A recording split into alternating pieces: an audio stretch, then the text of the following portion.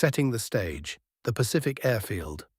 The first light of dawn touches the coral runways of Guam, casting long shadows across what has become the largest military airfield complex in human history. It is March 1945, and stretched across this Pacific island, row upon row of aluminum giants rest in the tropical morning air. Boeing B-29 superfortresses, each one worth more than most American towns, each one carrying the hopes and fears of a nation 4,000 miles away. Listen carefully, and you can hear the sounds that define this moment in time. The distant hum of auxiliary power units, the methodical clank of bomb hoists, the soft conversations of ground crews who have been working through the night. These men move with the practiced efficiency of those who understand that precision here means survival there. Each B-29 represents the pinnacle of American industrial might. 11 crew members per aircraft, pressurized cabins that allow flight at altitudes the enemy cannot reach, defensive armament that can deliver devastating firepower in any direction. But perhaps most importantly, bomb bays capable of carrying payloads that would have been unimaginable just 5 years earlier. The aircrews gathering for this morning's briefing carry themselves with a particular kind of quiet confidence. These are not the eager young men who enlisted after Pearl Harbor, though many of them were there, in spirit if not in person, on that December morning that changed everything. No, these are veterans now, men who have learned the hard mathematics of aerial warfare over the Pacific, who understand that every mission is a calculated risk, and every return a small victory against odds that would have seemed impossible to previous generations of warriors. To understand what brings us to this moment, this gathering of men and machines on a tropical island that most Americans cannot find on a map, we must step back 4 years, back to another Pacific morning when the calculations were entirely different. December 7th, 1941. Pearl Harbor. Not yet the symbol it would become, but simply a naval base where American sailors went about their Sunday morning routines. The attack that morning lasted less than 2 hours, but its strategic implications would reshape the entire Pacific theater. Not because of the ships that were sunk, many of those would be raised and returned to service, not even because of the lives lost, though each represented an irreplaceable tragedy for families back home. The true strategic impact of Pearl Harbor lay in what it revealed about the nature of this new kind of warfare. The Japanese had demonstrated something that military theorists had long suspected but never proven. That air power, properly coordinated and boldly executed, could project force across vast distances. They had struck at the heart of American naval power in the Pacific, with an audacity that left even their own commanders somewhat surprised by their success. But Pearl Harbor also revealed something else, something that would prove far more significant in the long term. It demonstrated the industrial and logistical challenges that would define this conflict. The Japanese had achieved tactical surprise, but they had also awakened an industrial giant whose capacity for sustained production would ultimately prove decisive. The men preparing for today's mission understand this history intimately.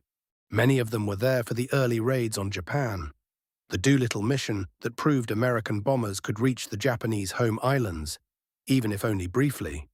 They remember the careful calculations required for those early operations, the weight restrictions that meant choosing between fuel and bombs, the navigation challenges of finding targets across thousands of miles of empty ocean. Those early missions were largely symbolic, important for morale certainly, but limited in their strategic impact by the simple mathematics of distance and payload. A B-25 launched from an aircraft carrier could carry perhaps 2,000 pounds of bombs to Tokyo, assuming everything went perfectly and the crew was willing to accept significant risks on the return journey. The B-29s resting on the runways of Guam represent a quantum leap in capability. Each one can carry 10 times the payload of those early raiders, and do so from bases that can be supplied and maintained indefinitely. But with this increased capability comes increased complexity and increased responsibility. The strategic situation has evolved dramatically since those early symbolic raids. American forces have fought their way across the Pacific in a series of amphibious operations that have redefined the art of warfare. Each island captured, Guadalcanal, Tarawa, Saipan, Iwo Jima, has been purchased with American blood and has brought the war closer to the Japanese home islands. But distance remains the fundamental challenge. Even from these advanced bases in the Marianas, the round trip to Japan pushes the B-29 to its operational limits. Every pound of fuel, every piece of equipment, every spare part must be transported across thousands of miles of ocean. The logistics alone represent an achievement that would have been unimaginable at the beginning of the war. The air crews understand these logistics intimately because their lives depend on them. They know that the fuel in their tanks was refined in Texas, shipped to California, loaded onto tankers that dodged submarines for weeks, and finally pumped into underground storage tanks by men who may never see a B-29 in flight. They know that the bombs in their bays were manufactured in plants across the American Midwest by workers who take pride in craftsmanship they will never see tested. This understanding creates a particular kind of pressure. These men are not just flying combat missions. They are serving as the final link in a supply chain that stretches halfway around the world. Every bomb they drop represents months of labor by people they will never meet. Every mission they fly justifies the sacrifice of resources that could have been used elsewhere. The weight of this responsibility is visible in the way they prepare for each mission, the careful checking of equipment, the methodical review of weather reports and intelligence briefings, the quiet conversations about navigation checkpoints and emergency procedures. These are men who understand that success requires not just courage, but also precision, planning, and flawless execution of complex procedures under conditions that test the limits of human endurance. But there is something different about the atmosphere this morning. The ground crews seem more focused, the briefing officers more intense. Word has spread through the base that changes are coming. New leadership with new ideas about how to use these magnificent machines most effectively. The previous months have seen mixed results from the high-altitude precision bombing campaign. The B-29s have the capability to fly above most Japanese defenses, but the weather over Japan has proven to be an unexpected enemy. High winds at altitude scatter bomb formations. Cloud cover obscures targets, and the industrial targets themselves have proven more resilient than pre-war theories suggested. Military efficiency demands constant adaptation, and the men gathering for this morning's briefing sense that such adaptation is imminent. There are rumors of new tactics, new target priorities, new approaches that will make full use of the capabilities these aircraft represent. General Curtis LeMay arrived at 21st Bomber Command Headquarters just weeks ago, and his reputation preceded him. Here is a man who understands that air power is ultimately about results, not theories. His experience over Europe has taught him that successful bombing campaigns require not just advanced technology, but also the willingness to adapt tactics to achieve strategic objectives. The air crews have heard stories about LeMay's approach to leadership, his insistence on flying combat missions himself, his attention to the smallest details that can mean the difference between success and failure. But they have also heard about his willingness to challenge conventional wisdom when conventional wisdom fails to produce results. As the sun climbs higher over Guam, casting shorter shadows across the runways where these aluminum giants wait, the men who will fly today's missions understand that they are participants in something larger than individual acts of courage or skill.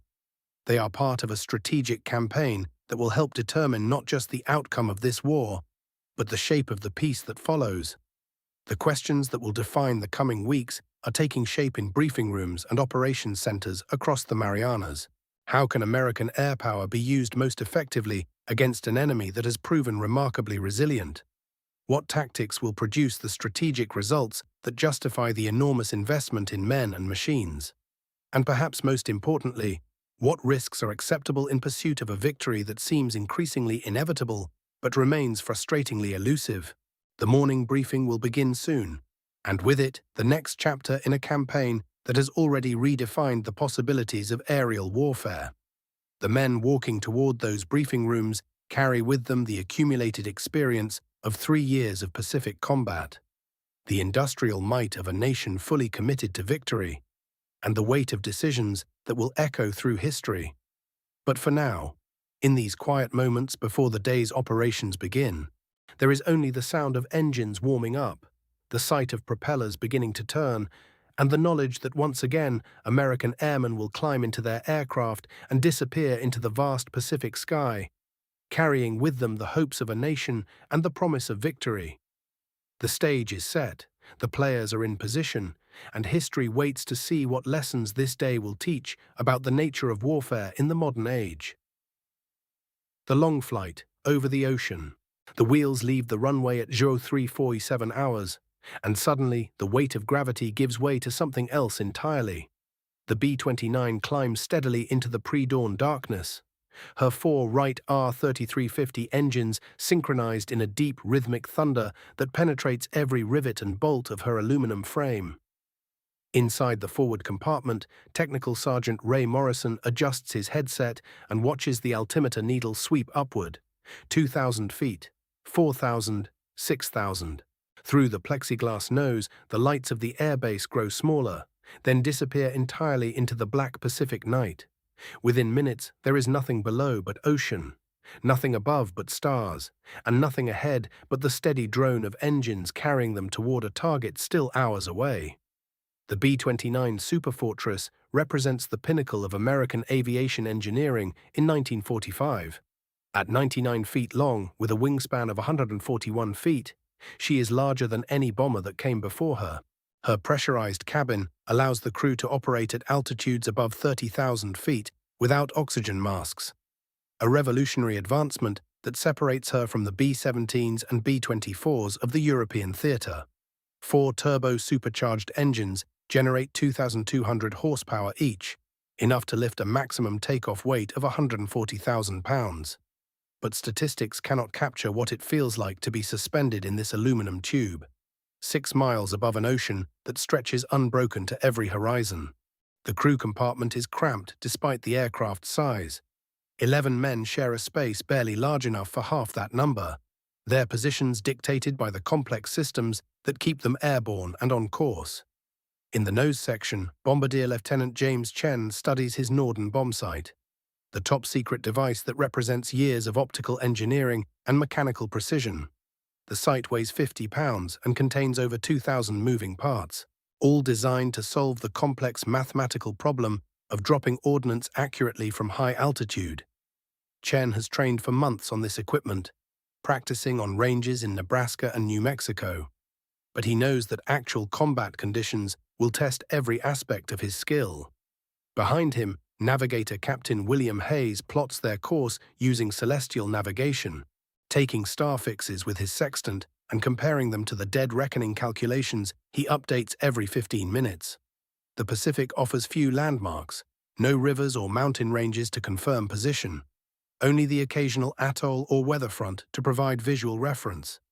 Hayes carries the responsibility of bringing his crew to the target, and more importantly, bringing them home again.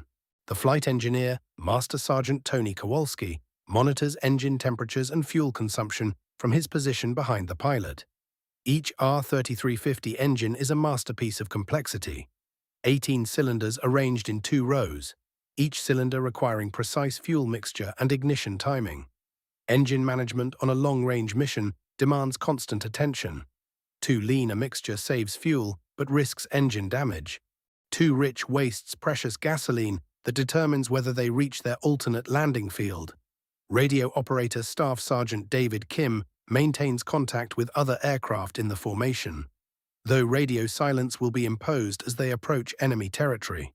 His equipment includes high-frequency transceivers capable of communication across thousands of miles, as well as the radar jamming devices designed to confuse Japanese night fighters.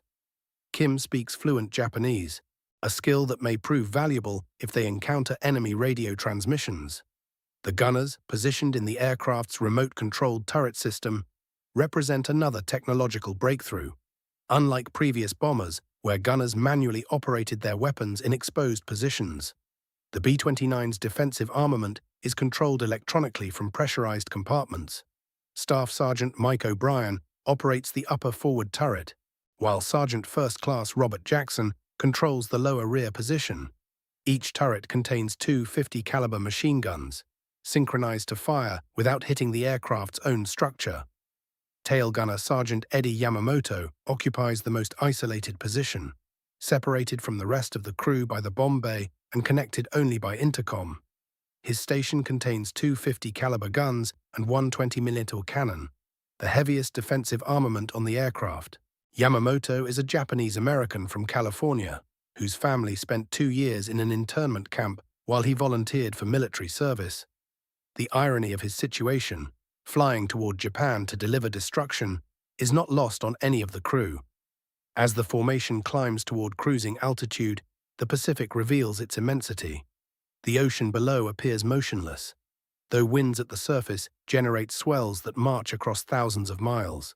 Weather systems visible from 25,000 feet show the planet's atmospheric machinery at work, spiral cloud formations marking low-pressure systems, and the clear geometric line where tropical air masses meet cooler currents flowing south from Alaska.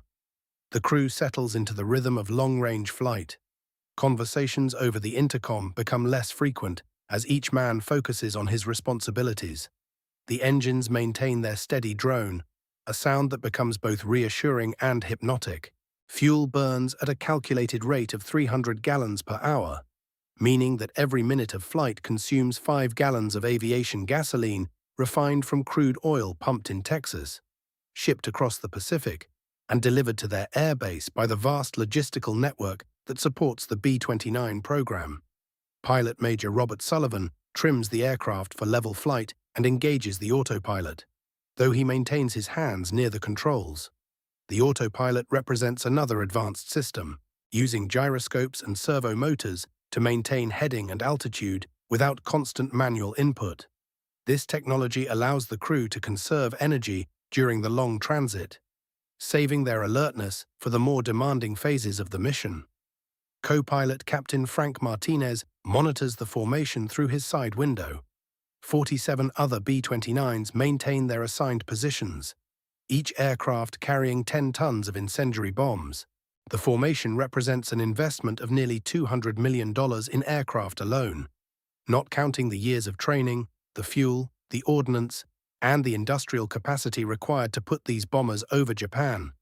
As they cross the international dateline, the sun begins to rise behind them, painting the cloud layers below in shades of gold and crimson.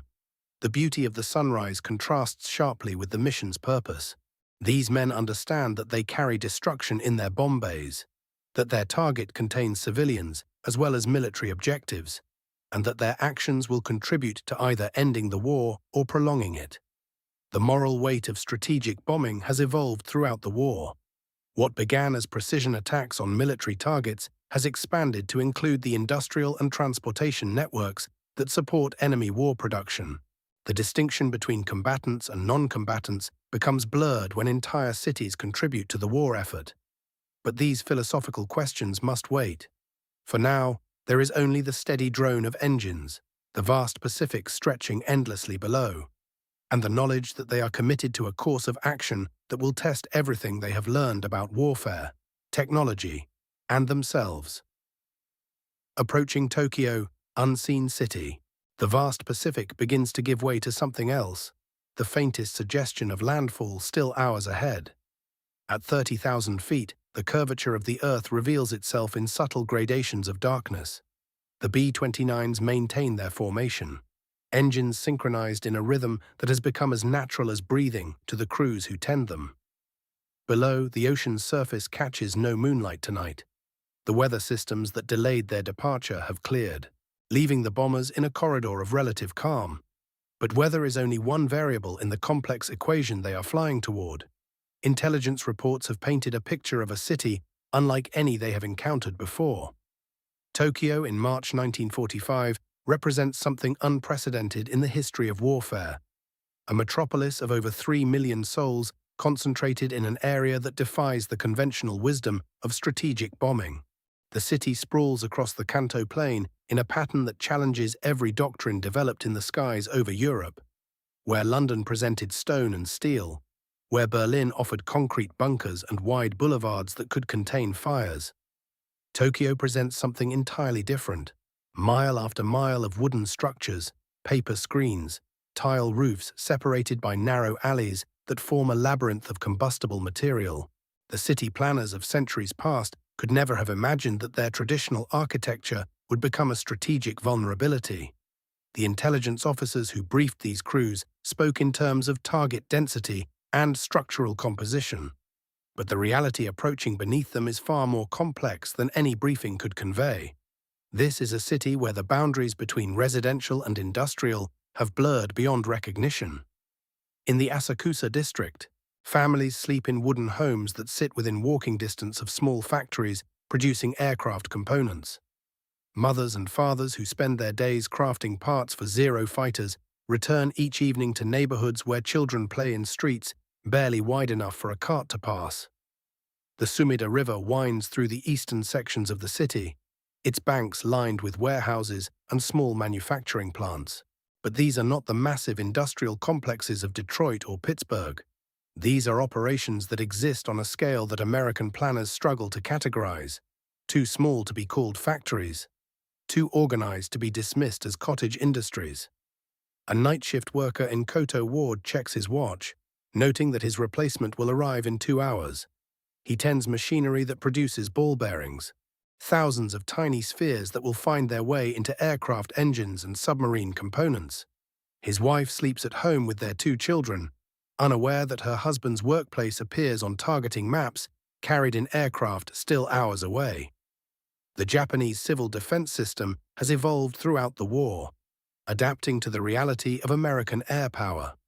Neighborhood associations have organized fire brigades, trained citizens in evacuation procedures, established networks of air raid shelters. But these preparations assume conventional bombing patterns, the kind of raids that have struck other cities with predictable timing and familiar tactics. Tonight's mission carries orders that represent a fundamental shift in American strategy. The decision to attack at low altitude, to strike at night, to focus on area bombardment rather than precision targeting. These choices reflect a calculation that will test every assumption about strategic bombing. General Curtis LeMay's analysis of previous missions revealed uncomfortable truths about high-altitude precision bombing in the Pacific Theater. Weather patterns over Japan created cloud cover that obscured targets. Jet stream winds at 30,000 feet scattered bomb patterns beyond acceptable parameters. The industrial targets themselves proved more dispersed and resilient than anticipated.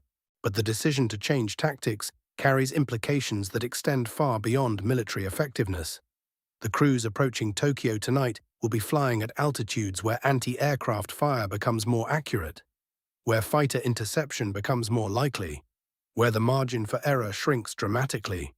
At 8,000 feet, the details of the city will become visible in ways that 30,000 feet never allowed. The abstract concept of target areas will resolve into neighborhoods, streets, individual buildings. The psychological distance that high altitude provides will disappear, replaced by an intimacy that few bomber crews have experienced. The lead navigator checks his calculations once more. Dead reckoning across the Pacific requires constant adjustment, accounting for wind drift, fuel consumption, the gradual lightening of the aircraft as bombs and fuel are consumed. But tonight's flight plan includes variables that previous missions never required. The timing must be precise. The first aircraft over the target will drop incendiary markers, creating reference points for the waves that follow. But this coordination depends on navigation accuracy measured in minutes rather than hours. A premature arrival could alert defenses. A delayed approach could leave following aircraft without guidance. In Tokyo's Shitamachi district, the traditional heart of the city's working class, families sleep in homes that have sheltered generations. These neighborhoods represent something that American strategic planners struggle to quantify. Communities where the distinction between military and civilian production has been erased by the demands of total war. An elderly craftsman who spent decades creating traditional woodwork now shapes components for aircraft instruments. His granddaughter, barely 16, works in a plant that produces parachute silk. Their neighbors include dock workers who load military supplies, seamstresses who repair uniforms, children who collect scrap metal for the war effort. The social fabric of these neighborhoods reflects a mobilization that touches every aspect of daily life. But it also creates vulnerabilities that conventional bombing doctrine never anticipated. The dispersal of war production into residential areas means that military targets cannot be separated from civilian populations. American intelligence estimates suggest that Tokyo's air defenses have been weakened by the demands of other fronts. Fighter squadrons have been transferred to defend against daylight raids. Anti-aircraft guns have been repositioned to protect specific installations. But these assessments carry the uncertainty that accompanies all intelligence gathered across thousands of miles of ocean. The B-29 crews understand that they are flying toward defenses that remain largely theoretical until tested. Japanese night fighter capabilities, the effectiveness of searchlight networks, the accuracy of anti-aircraft fire at lower altitudes. These factors will be measured not in briefing rooms, but in the skies over the target. As the hours pass, the bombers continue their approach toward a city that sleeps in apparent peace. The contrast between the mechanical precision of their flight and the organic complexity of their destination creates a tension that each crew member processes differently. Some focus on the technical demands of their mission, monitoring instruments, calculating fuel consumption, preparing equipment for the challenges ahead. Others find themselves contemplating the broader implications, the strategic necessity that brought them across an ocean, the human cost of the decisions made in distant capitals. But all of them understand that they are approaching a moment that will test everything they have learned about warfare in the modern age. The city ahead represents not just a target, but a culmination of strategic thinking that began in the ashes of Pearl Harbor and evolved through years of technological development and tactical innovation. The steady drone of engines continues, carrying them toward a dawn that will reshape their understanding of what modern war demands and what it costs. The inferno begins, Operation Meeting House. The first clusters of incendiary bombs tumble from the lead aircraft at 12:15 a.m., their magnesium casings catching the moonlight as they fall toward the sleeping districts below. Each M69 cluster contains 38 individual bomblets, designed to scatter across a wide area before igniting with temperatures exceeding 2,000 degrees Fahrenheit. The initial impacts seem almost modest, small flashes of brilliant white light scattered across the Shitamachi district like fallen stars. But within minutes, the true nature of Curtis LeMay's tactical revolution begins to reveal itself. The wooden structures that have sheltered Tokyo families for generations, structures built with centuries of craftsmanship and tradition, begin to surrender to a chemical fire that burns hotter than anything in nature. The smell reaches the circling B-29s first, a complex mixture of burning cedar and cypress, of tatami mats and paper screens, of 1,000 years of architectural heritage transforming into smoke and ash. The crew members at their observation windows find themselves witnesses to something unprecedented in the history of warfare, watching as individual fires begin to merge into larger conflagrations. From 8,000 feet, the progression appears almost methodical. Fire spreads from building to building with mathematical precision, following the narrow alleyways and wooden walkways that connect Tokyo's neighborhoods. The wind that LeMay's meteorologists had predicted, that crucial 15-knot surface breeze, begins to accelerate the process beyond even the most optimistic projections of the mission planners. The bombardier adjusts his intercom, his voice steady despite what he's observing below. Pattern developing as briefed, wind carrying the fire northeast toward the industrial sectors. But his words cannot capture the sensory reality of what's unfolding. The way individual flames are beginning to coalesce into something larger and more terrible. The second wave of bombers arrives 20 minutes behind the Pathfinders, their crews expecting to navigate by the fires started by the lead aircraft. Instead, they find themselves flying over what appears to be a single massive flame covering several square miles. The heat rising from below creates turbulence that buffets the heavy bombers. Thermal columns that lift and drop the aircraft like toys in an invisible storm. Radio chatter between the formations remains professional, but carries undertones of something approaching awe. Able leader to Baker formation. Target area fully engaged. Recommend offset approach vectors to avoid thermal activity. The clinical language of military aviation struggles to describe what they're witnessing. A fire that has transcended individual buildings and neighborhoods to become a living entity consuming everything in its path. The third wave, arriving an hour after the initial attack, finds conditions that challenge every assumption about strategic bombing effectiveness. The fires below have created their own weather system, generating winds that exceed 40 miles per hour and temperatures that can be felt through the aluminum skin of aircraft flying at 8,000 feet. Some crew members report seeing debris, pieces of burning wood and paper, carried up by the thermal columns to altitudes approaching their flight level. In the command aircraft circling at 10,000 feet, staff officers document what they're observing with the detached precision that military operations require. Wind speed measurements, temperature readings, photographic evidence of fire spread patterns. But behind the clinical observations lies a recognition that they are witnessing something that transcends their previous understanding of what aerial bombardment could accomplish.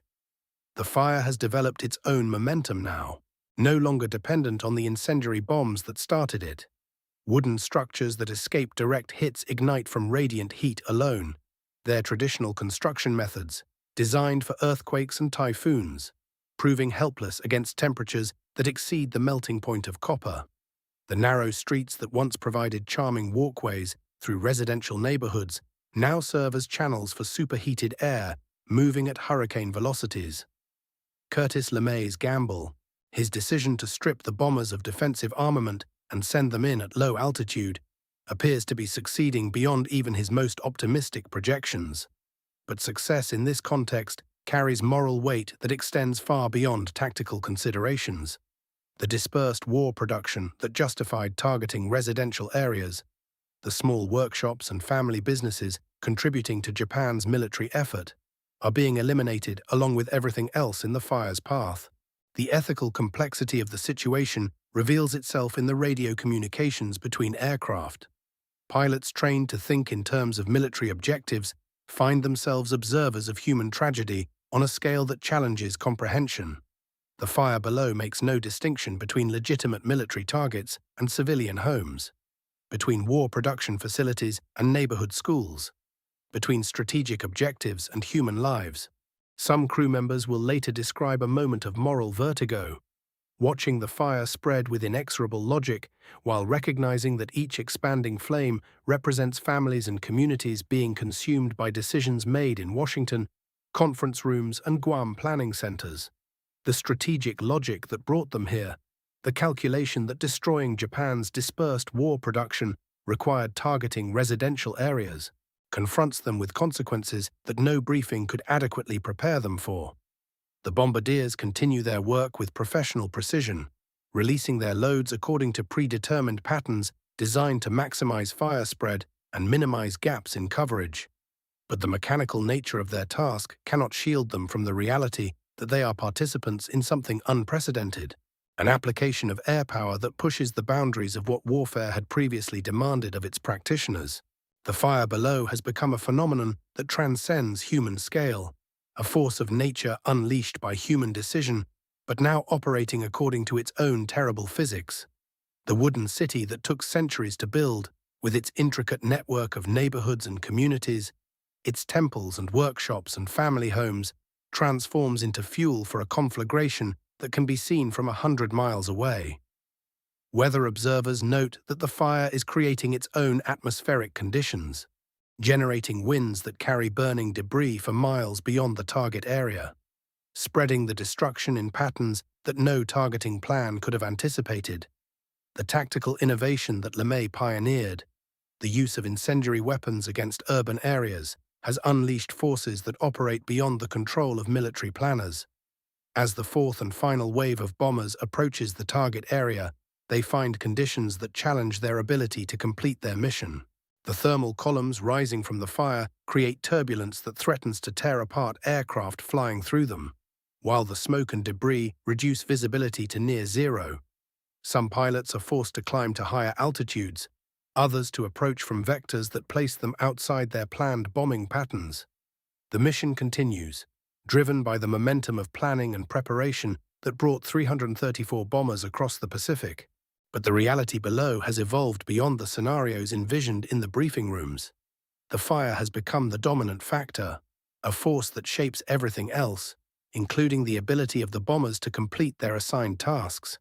In the hours before dawn on March 10, 1945, the nature of strategic bombing undergoes a fundamental transformation. What began as a tactical innovation, an attempt to improve the effectiveness of aerial bombardment against dispersed targets, has become something qualitatively different. The fire burning below represents not just military success or failure, but a redefinition of what modern warfare demands and what it costs those who wage it. Hafamo, the city ablaze, a sea of fire. The thermal column rising from the burning districts below creates its own atmospheric system, a chimney of superheated air that lifts debris thousands of feet into the night sky. From their cockpits, the B-29 crews witness something unprecedented in the annals of aerial warfare. The fire has become a living entity, consuming oxygen, generating its own winds, creating weather patterns that meteorologists have never documented. Captain Morrison adjusts his flight path as updrafts buffet his aircraft. The temperature gauges register external heat that should be impossible at 15,000 feet. Below them, what was once the world's largest city has become a laboratory for the physics of destruction. The wooden structures that housed millions of people, the paper screens that divided rooms, the tatami mats where families gathered, all of these have become fuel for a conflagration that defies the mathematical models developed by bombing analysts. The visual spectacle overwhelms the human capacity to process it. Navigator Lieutenant Hayes, trained to read landscapes from altitude, finds his reference points obliterated. The Sumida River, which should provide a clear navigational landmark, reflects flames so intensely that it appears to be made of molten metal. The Imperial Palace grounds, carefully preserved through earlier bombing campaigns, now exist as an island of darkness surrounded by an ocean of light. Radio chatter between aircraft reveals the inadequacy of military terminology to describe what they're witnessing. Target area fully engaged, complete saturation achieved, secondary explosions observed. These clinical phrases cannot capture the reality unfolding below. The fire has transcended the boundaries of their assigned sectors, rendering their carefully planned bombing patterns irrelevant. The sound reaches them even at altitude, a low, continuous roar that penetrates the engine noise and the insulation of their pressurized cabins. It's the voice of the fire itself, the collective sound of thousands of individual blazes merging into a single acoustic phenomenon. Some crew members will later describe it as resembling a waterfall, others as the breathing of some enormous creature. On the ground, the tactical situation has evolved beyond all contingency planning.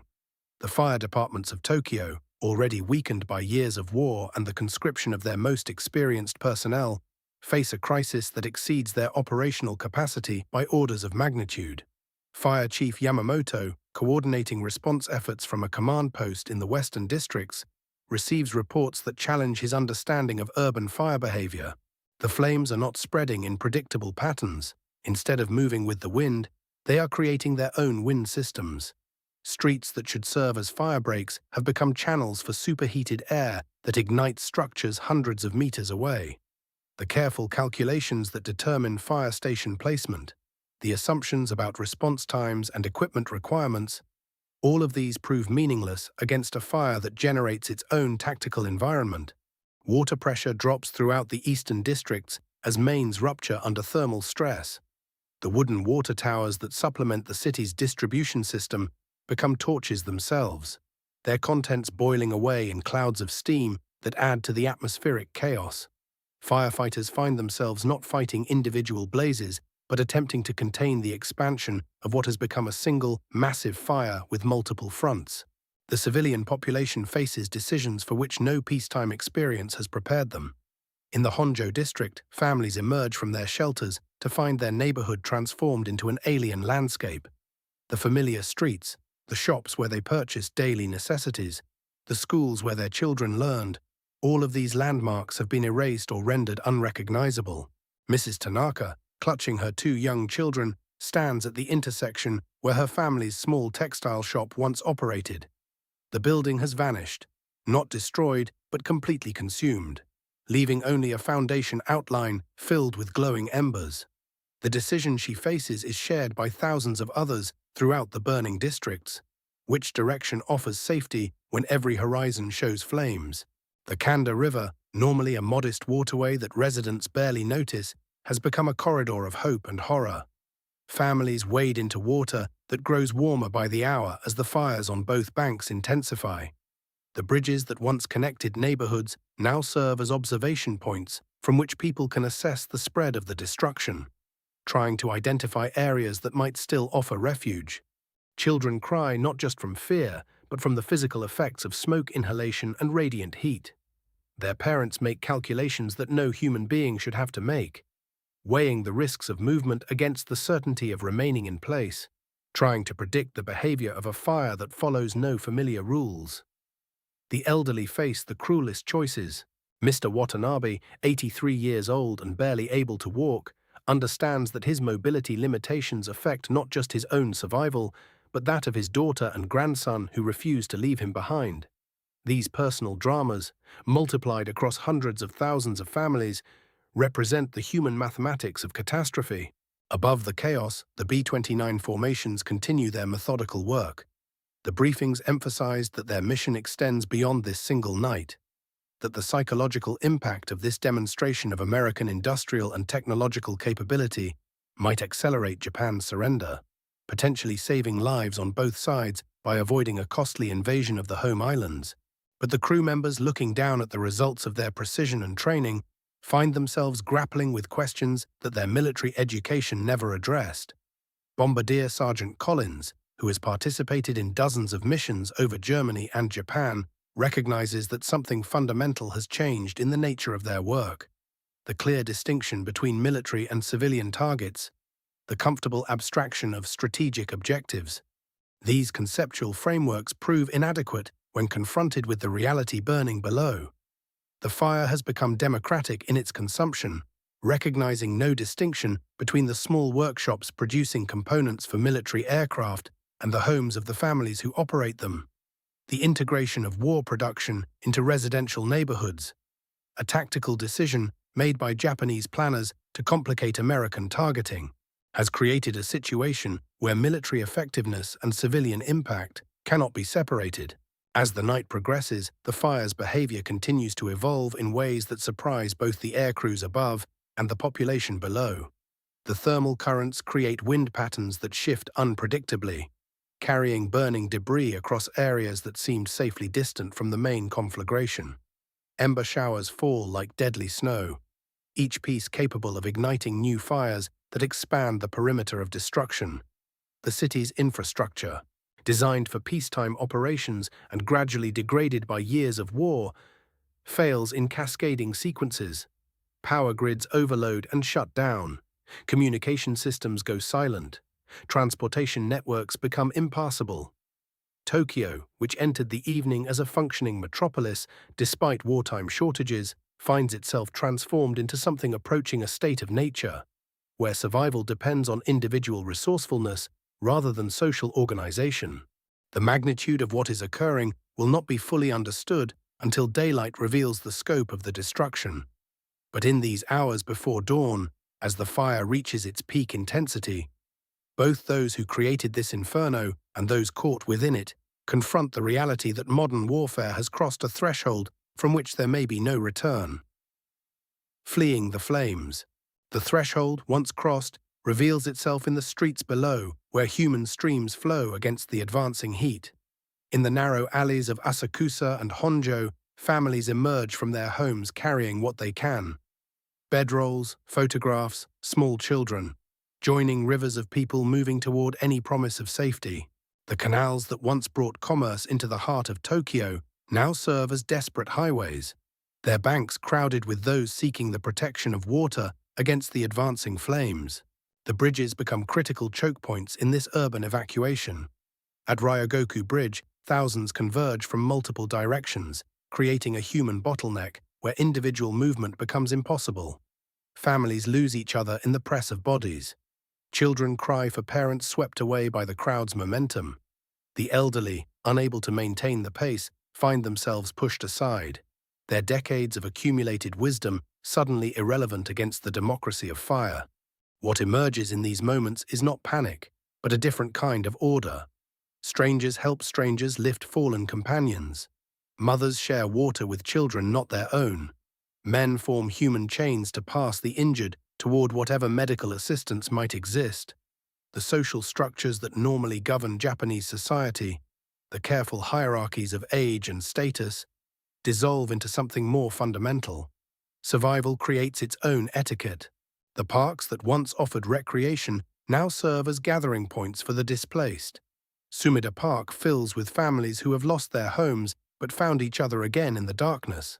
Makeshift shelters appear, blankets stretched between trees, children sleeping on parents' coats spread over cold ground.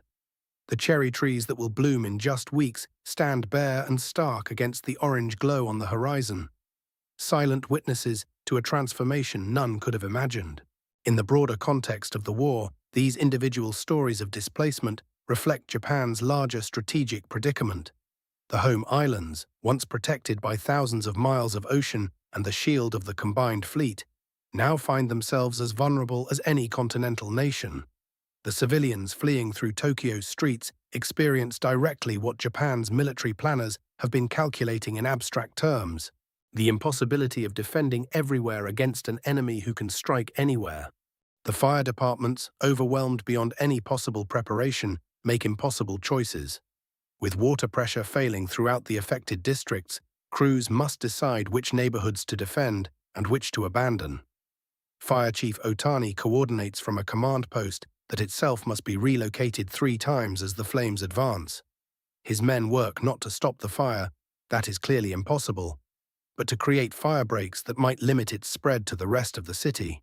As the night deepens, the evacuation takes on the character of a migration. Entire neighborhoods empty in coordinated movements, their residents following routes that have become established through trial and error. Those who fled earlier share information with those just beginning their journey. Which roads remain passable, where water might be found, which areas offer the best protection from the radiant heat that can kill even at a distance from the flames. The resilience displayed in these hours will become part of Tokyo's memory. Not just the destruction, but the way ordinary people responded when their world transformed around them. In losing their homes, they discover capacities they never knew they possessed. Dawn's light, a city in ruins. As the first pale light touches the eastern horizon, the true scope of what has occurred begins to reveal itself. The darkness that had mercifully concealed much of the devastation now retreats, leaving exposed a landscape transformed beyond recognition. Where yesterday stood neighborhoods that had existed for generations, where children had played in narrow streets between wooden houses, where merchants had sold their wares and families had gathered for evening meals, now lies a wasteland of ash and twisted metal. The silence is perhaps the most unsettling aspect of this dawn. In a city that once hummed with the constant activity of 8 million people, the absence of sound creates an almost physical weight. No voices calling across courtyards, no bicycle bells or footsteps on wooden walkways. Even the birds seem to have fled, leaving only the occasional creak of a damaged structure settling or the whisper of wind stirring through debris. Smoke still rises from countless points across the flattened districts, thin grey columns ascending straight up in the still morning air before dispersing into a haze that softens the harsh edges of destruction. The smell carries everything that once defined daily life in these neighborhoods: charred wood, melted glass, the acrid residue of synthetic materials that modern warfare had introduced to an ancient city. High above, the returning B-29 formations are already hours into their journey back across the Pacific. For the air crews, the immediate tactical questions dominate their thoughts: fuel consumption calculations, navigation corrections for the changing winds, equipment checks and damage assessments. The human mind, when confronted with experiences beyond its normal parameters, often retreats into the familiar rhythms of procedure and protocol. Yet even as they focus on the technical demands of their return flight, each crew member carries with them images that will resurface unexpectedly in quiet moments for decades to come. The way the fire had created its own weather, the unprecedented scale of destruction visible even from their altitude, the realization that they had participated in something that would fundamentally alter how nations think about warfare itself. Below them, in the ruins they leave behind, the work of survival continues with methodical determination. Small groups of survivors move through the devastated areas, searching for anything salvageable, anyone who might need assistance. They have learned to read the landscape of destruction, which areas might still harbor pockets of danger, where the rubble might conceal useful materials, how to navigate streets whose familiar landmarks have simply vanished. The strategic implications of this night will ripple outward through military planning offices and government chambers across the Pacific. Intelligence analysts will study reconnaissance photographs, attempting to quantify the damage to Japan's dispersed war production capabilities. Political leaders will weigh the psychological impact against the resources expended. Military planners will assess whether this new approach to strategic bombing might accelerate the war's conclusion. But for now, in these first hours after dawn, the immediate reality is simpler and more profound. A major city has been fundamentally altered. Hundreds of thousands of people have lost everything they owned, everyone they knew, every familiar reference point that had defined their daily existence. And yet, life persists. In the camps beyond the city, in the aid stations, in the spontaneous communities forming around shared wells or undamaged buildings, the basic human capacity for adaptation and mutual support begins the long process of rebuilding not just structures, but the social fabric that makes civilization possible. Returning home, a moment of peace. The bomber's return journey stretches across 13 hours of Pacific emptiness, engines droning their mechanical lullaby while crews sit in contemplative silence, each man processing what they have witnessed and participated in during this night that has forever altered the strategic landscape of the war. Navigator Lieutenant Morrison plots their course home with mechanical precision, but his mind drifts between calculations and the memory of that orange glow spreading like spilled paint across the darkness below. The way the fires had created their own geography, their own terrible logic that transcended every briefing room discussion about precision and military necessity. Radio operator Sergeant Hayes monitors frequencies with practiced efficiency, logging weather reports and navigation updates, yet finds himself listening for something else entirely. Perhaps voices from that burning city, perhaps some indication that the world they left behind still exists in recognizable form.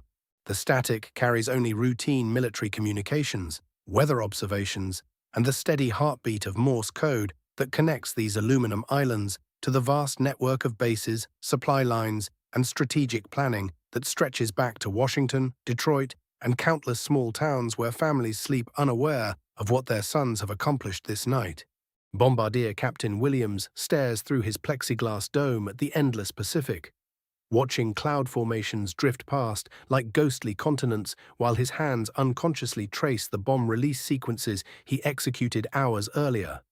Those precise mechanical motions that transformed months of training, years of industrial production, and decades of strategic theory into cascading fire that rewrote the tactical possibilities of modern warfare.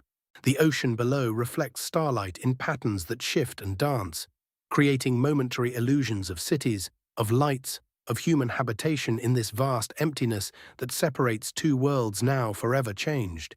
Engineer Staff Sergeant Rodriguez monitors engine temperatures and fuel consumption with the methodical attention that keeps these complex machines functioning across impossible distances.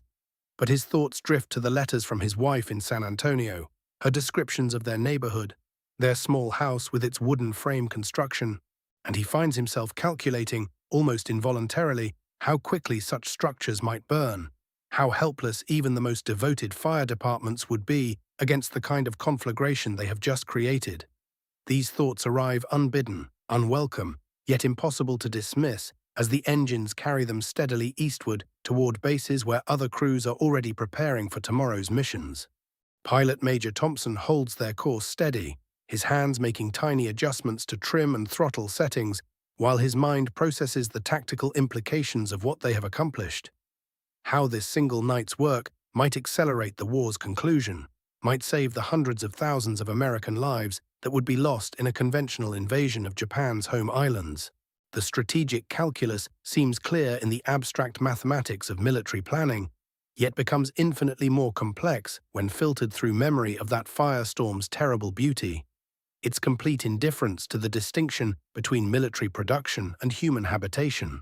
The formation maintains its disciplined spacing as they cross the international dateline, entering tomorrow while carrying the weight of yesterday's decisions, each aircraft a small universe of exhausted men contemplating their role in events that will reshape not only this war, but the entire future conduct of strategic conflict. Gunner Sergeant Patterson cleans his weapons with automatic precision, though they encountered no enemy fighters during their mission. The Japanese air defenses apparently as surprised by the low-altitude tactics as LeMay had predicted. Their interceptors configured for high-altitude combat against formations that arrived instead at rooftop level, carrying incendiaries rather than high explosives. As dawn approaches, the first scattered atolls appear below, those tiny coral islands that serve as navigation landmarks and emergency landing strips in this vast oceanic theater, where distances are measured not in miles but in flying hours, where strategic planning must account for weather patterns, fuel consumption, and the simple mechanical reliability of engines operating at maximum range. Flight engineer Rodriguez reports all systems functioning normally, oil pressure steady, fuel consumption within acceptable parameters. The mundane technical details that make possible these missions of unprecedented scope and strategic significance. The approach to their home base reveals dozens of other B-29s already landed, their crews in debriefing sessions where intelligence officers compile tactical observations, damage assessments, and operational recommendations that will inform tomorrow's mission planning. Ground crews service the aircraft with practiced efficiency, refueling, rearming, conducting mechanical inspections that ensure these expensive, sophisticated weapons remain operational in the humid, corrosive environment of the Pacific Theater. In the debriefing room, Major Thompson and his crew provide detailed reports on weather conditions, enemy resistance, bombing accuracy, and the unexpected tactical developments that emerged during their mission. How the fires spread faster than anticipated, how the smoke columns rose higher than meteorological predictions suggested, how the thermal updrafts affected aircraft handling and formation integrity. Intelligence officers record these observations with clinical precision, transforming personal experience into statistical data that will inform strategic planning for missions already being prepared. The barracks wait in pre-dawn quiet, narrow bunks with thin mattresses and mosquito netting, footlockers containing letters from home, photographs of wives and sweethearts, small personal items that maintain connection to a world beyond this temporary military existence. Some beds remain empty, crews lost over previous targets, names that appear on casualty reports and memorial services, reminders of the statistical probability that governs survival in strategic bombing campaigns where mechanical failure, weather, and enemy action create constant attrition among even the most experienced air crews. Lieutenant Morrison writes briefly in his journal, recording not tactical details but personal observations. The way sunrise looked different this morning, filtered through exhaustion and the memory of fires that created their own artificial dawn hours earlier. His words struggle to capture experiences that transcend normal vocabulary, events that exist at the intersection of individual human choice and vast historical forces, where personal responsibility becomes entangled with strategic necessity and the momentum of modern industrial warfare. The mess hall serves breakfast with institutional efficiency, scrambled eggs and coffee and toast that taste simultaneously familiar and strange to men whose sensory memories remain filled with the smell of smoke, the visual impression of fires spreading beyond all human control or comprehension. Conversations remain subdued, fragmented, as crews process experiences that resist easy categorization within the normal frameworks of military service, patriotic duty, and personal survival. As morning advances toward full daylight, the base settles into its routine of maintenance, planning, and preparation for missions that will continue until Japan's capacity for organized resistance finally collapses under the accumulated weight of strategic bombing, naval blockade, and the approaching invasion forces that represent America's ultimate commitment to unconditional victory. The war's conclusion remains weeks or months away, but this night's work has demonstrated tactical possibilities that may accelerate that timeline, may reduce the total human cost of achieving strategic objectives that were established in Washington conference rooms and validated in the democratic process that legitimizes American military action. In the quiet moments before sleep, Each crew member carries private thoughts about duty and consequence, about the relationship between individual actions and historical outcomes, about the moral complexity of warfare in an age when strategic bombing can reach directly into enemy cities and transform civilian populations into participants rather than observers in military conflict. These thoughts dissolve gradually into the peaceful darkness of exhaustion, where dreams and memory blend into patterns as complex and unpredictable as the fires they left burning in a city half a world away, where other human beings begin another day of rebuilding, of choosing hope over despair, of demonstrating that resilience which allows civilization to survive even its own most terrible innovations, and emerge eventually into the possibility of lasting peace.